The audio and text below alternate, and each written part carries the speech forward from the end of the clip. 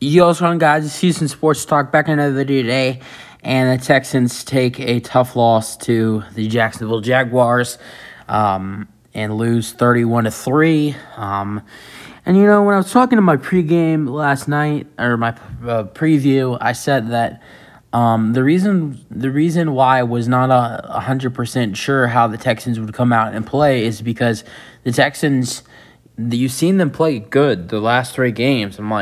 I said last night, there's probably a chance that they come out and they look bad. And the offense looked bad. I'm not gonna say the defense looked bad because there was some good things the defense did. 2 interceptions by the defense today. Had a couple sacks, maybe a little more than 2.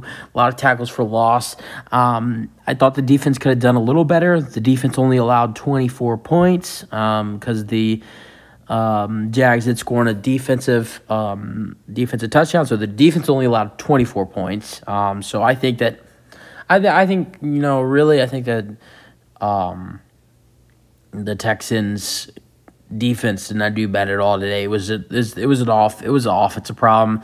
It's always the offensive problem. Yes, there's some things the defense can improve to make this team better, but it's the offensive problem. And that's why when we go into the draft this year, we need to make changes with the offense, and that starts with drafting Bryce Young at quarterback. It starts with drafting a wide receiver with that second pick we have from the Browns, preferably Quentin Johnson from TCU.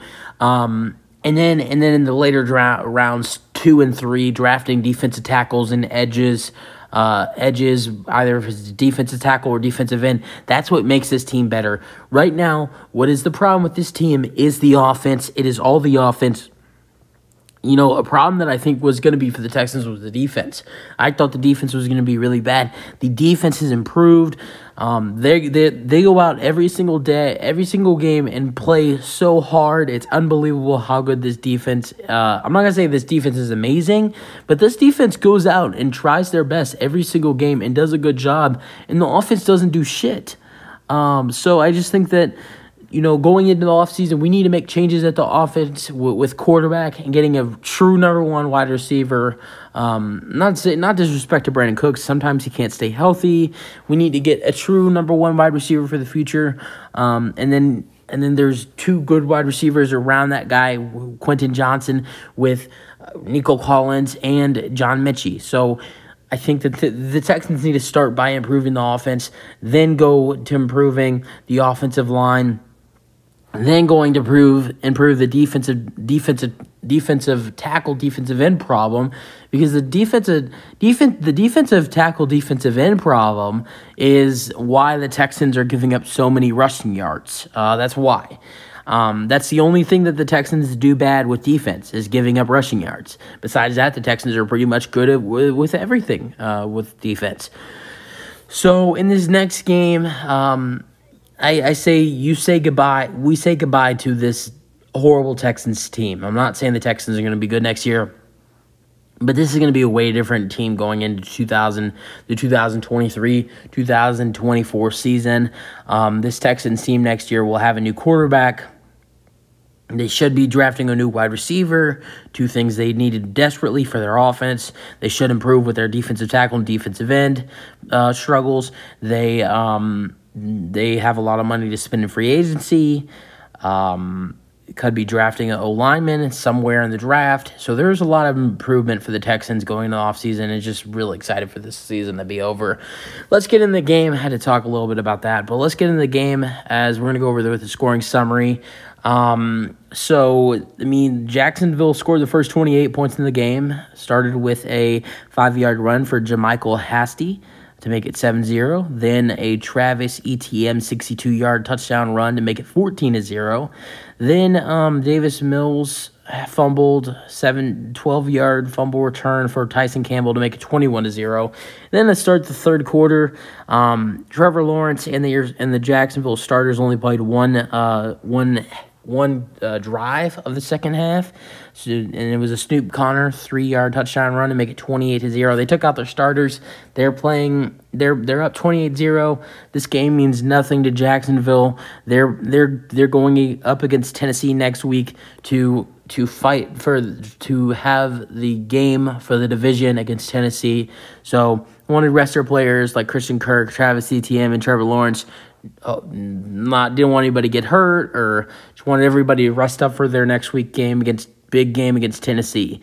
Now the Texans would finally get on the board with a 7-play, 37-yard drive and a fair and balanced 56-yard field goal to make it 28-3. Riley Patterson would make a 53-yard field goal, and that would be our final score, 31-3. Let's go over the game leaders. Trevor Lawrence would play 17 for 21, 152 passing yards and 1 interception, no touchdown passes. All of the Jacksonville touchdowns, 3 running touchdowns, 1 fumble return. Davis Mills was 12 for 40 today with 202 passing yards. I think Jeff Driscoll threw a couple yards as well. Travis Etienne for the Jags had 9 carries and 108 yards and 1 touchdown. And Davis Mills, for the second game in a row, leads the Texans in rushing yards. Texans really miss Dameon Pierce. 4 carries, 33 yards for Mills. Receiving yards, Marvin Jones for the Jaguars had 6 receptions and 61 yards, and Cooks for the Texans had 4 receptions and 39 yards. Also, Lawrence threw 152 and basically only played the first half and their first drive of the second half, and then was out. C.J. Beathard, who replaced Lawrence, was 5 for 8 with 29 passing yards. Both of the quarterbacks had an interception, as we'll go over that later. Jeff Driscoll, with the 2-quarterback system, he threw 4 passes today, completed 3 of them, and threw 9 yards. So 211 total passing yards for the Houston Texans today. Any other rushing yards for the Texans? 7 carries for DeRay Ungawalaway. He had 21 yards. Started the game with a 9-yard carry. Had some productive yards in the Texans' first drive, but then wasn't really big after that. Royce Freeman had 7 carries and 19 yards. Jeff Driscoll had 2 carries and 7 yards, and Amari Rodgers had 1 carry and 4 yards.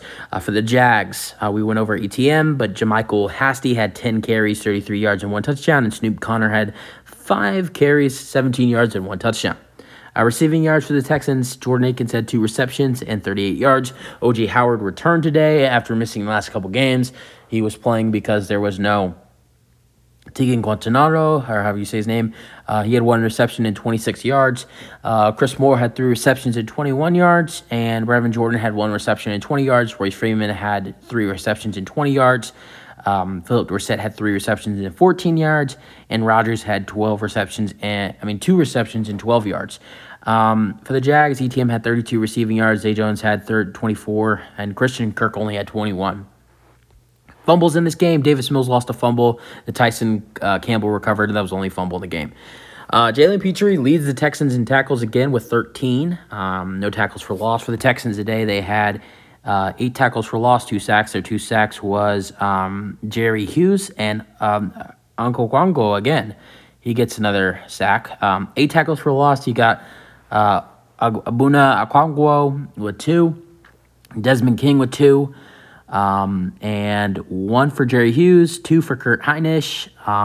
Who else do you got? I think that was it. Desmond King had 8 tackles. Kirksey had 6. Other tackles for loss, Roy Lopez had 1.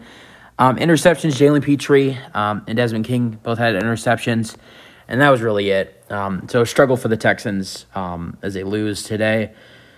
31-3. That's been the story of our season. That's it for the video. Hope you guys enjoyed. Let me know your thoughts on the game, and peace out. Go Texans.